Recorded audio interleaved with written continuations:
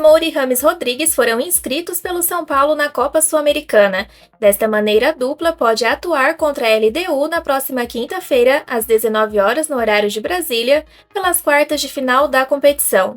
Os jogadores não estiveram nas oitavas contra o São Lourenço por terem chegado após o período de inscrição. Agora, portanto, são reforços importantes para o técnico Dorival Júnior. Lucas e Rames entraram nas vagas de Orejuela, emprestado ao Independiente Medellín, e de Thales Vander, das categorias de base. O meio-atacante utilizará a camisa 7, enquanto o colombiano fica com a 19. Lucas Moura deve ser titular na quinta. No jogo do último sábado, no empate em 0-0 contra o Botafogo, ele iniciou no banco de reservas e disputou o segundo tempo. A tendência com Rames, porém, é que ele comece no banco de reservas. Ele atuou os primeiros 45 minutos contra o time carioca e tem feito um planejamento para atuar mais no Brasileirão e entrar aos poucos nas Copas. Por falar em Orejuela, o lateral direito marcou um golaço no último domingo no Campeonato Colombiano. Isso mesmo, você não ouviu errado. Emprestado pelo São Paulo a Independiente Medellín, Orejuela fez o segundo gol da equipe na vitória sobre o Alianza Petrolera pela sexta rodada do torneio. No lance, o lateral recebe pela direita, dá um drible de calcanhar em um defensor e bate de perna esquerda na saída do goleiro. A vitória colocou a equipe de Medellín na liderança da competição com 13 pontos. Orejuela está emprestado à equipe de seu país até o meio do ano que vem. Ele chegou ao São Paulo em 2021, mas nunca se destacou. Desde então, foi emprestado ao Grêmio e Atlético Paranaense. Neste ano, fez algumas partidas pelo clube tricolor, mas novamente foi emprestado então ao Ceará, onde nem entrou em campo. Ele recebeu a proposta do Independiente Medellín e decidiu se mudar outra vez. O São Paulo armou uma logística diferente para as duas viagens que precisa fazer nesta semana para jogos fora de casa contra a LDU e América Mineiro.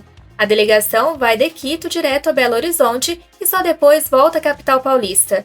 O elenco vai de São Paulo a Quito na terça-feira, enfrenta a LDU pela Conmebol Sul-Americana na quinta-feira e só no sábado vai a Belo Horizonte, pois no dia seguinte enfrenta o América Mineiro. Entre uma viagem e outra, o time treina nas dependências do Independente Del Valle, adversário da final perdida na edição passada da mesma Sul-Americana.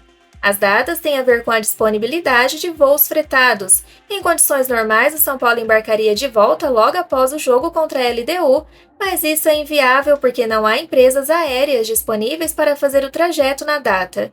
Viajar do Brasil ao Equador é uma dificuldade também em viagens não fretadas, pois a rota São Paulo-Quito não tem voos comerciais sem escalas. O mais comum são conexões em Bogotá, na Colômbia, ou em Lima, no Peru. O jogo de ida contra a LDU, às 19 horas desta quinta, vale pelas quartas de final da Sul-Americana. Já a visita ao América Mineiro é parte da 21ª rodada do Brasileirão e o São Paulo tenta voltar a vencer após 5 rodadas. O técnico Dorival Júnior concedeu 2 folgas ao elenco, sendo uma após a classificação na Copa do Brasil e outra após o duelo do último sábado pelo Brasileirão. O grupo São Paulino não tinha uma folga desde o dia 2 de julho, após a vitória por 1-0 contra o Fluminense. No único dia sem treino nesse período, o elenco teve a viagem de volta da Argentina. Foi no dia 4 de agosto, depois do jogo contra o São Lourenço. O tricolor conseguiu 2 viradas após sair atrás nas 2 competições mata-mata que disputa. O time perdeu por 1-0 para São Lourenço e por 2-1 para o Corinthians. Conseguiu vencer os dois por 2-0 dentro do Morumbi para avançar. Nas 2 viradas, jogadores e torcida entraram em êxtase. Lucas chorou muito depois da classificação contra o Corinthians. As folgas vêm para curar principalmente o desgaste mental das 2 viradas em 2 semanas, como disse o auxiliar Lucas Silvestre, que comandou o time diante da suspensão de Dorival Júnior no último jogo. Parece que está tudo bem com o zagueiro Valse. Em uma publicação do Instagram, sua esposa Juliana Silva comentou sobre a atual situação do jogador, dizendo o seguinte: ele não faz trabalhos com fisioterapeutas. O Valse está há 1 mês treinando normal, está treinando forte, está totalmente recuperado, apto para jogo. Valse sofreu uma ruptura no ligamento cruzado anterior do joelho esquerdo em um treino com a seleção brasileira sub-23 em janeiro de 2020. o que fez com que o zagueiro do São Paulo precisasse passar por 3 cirurgias que o tiraram dos gramados por 3 anos. No início deste ano, o atleta foi emprestado ao Juventude para recuperar o ritmo de jogo e atuou em 8 partidas, 7 delas pelo Campeonato Gaúcho e uma pela Copa do Brasil.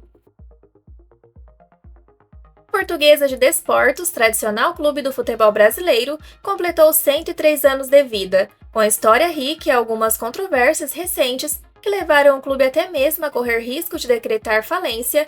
O time da Lusa celebrou o momento em uma festa divulgada em suas redes sociais, e o evento contou com a participação do presidente do São Paulo, Júlio Casares.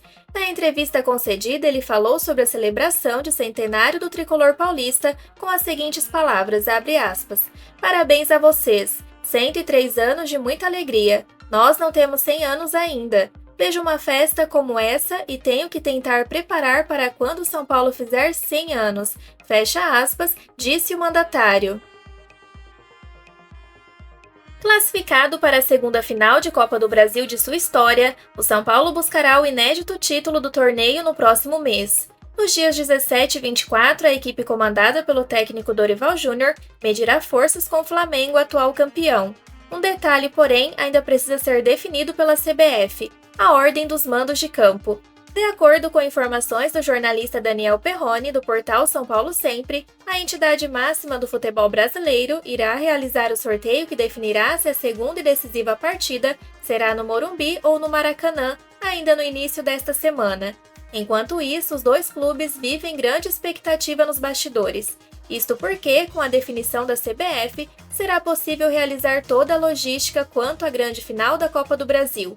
Caso a partida de volta seja realizada em seu estádio, o tricolor irá acumular 3 jogos seguidos no Morumbi e assim não sofrer com longas viagens entre os jogos. Além disso, a definição dos mandos também tem relação direta com a estratégia adotada na venda de ingressos, tanto para a partida em São Paulo quanto no Rio de Janeiro. Depois de um longo período, a final da Copa do Brasil voltará a ser em final de semana, o que permitirá que torcedores viajem sem maiores preocupações. Segundo apurações do Bola VIP Brasil, o Wolverhampton realizou uma proposta ao time de Dorival Júnior alguns meses atrás. O valor seria em torno de 8 milhões de libras. A quantia subiu e agora é de 10 milhões de libras. Porém, foi rechaçado logo de cara pela direção, que está pedindo 20 milhões de euros para liberar o atleta.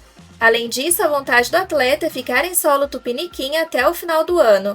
Desse modo, a equipe inglesa de Matheus Cunha e João Gomes terá que aumentar sua oferta para sair na frente na disputa pela contratação do jovem promissor, que com a camisa do tricolor paulista participou de 32 jogos na temporada, marcando um gol.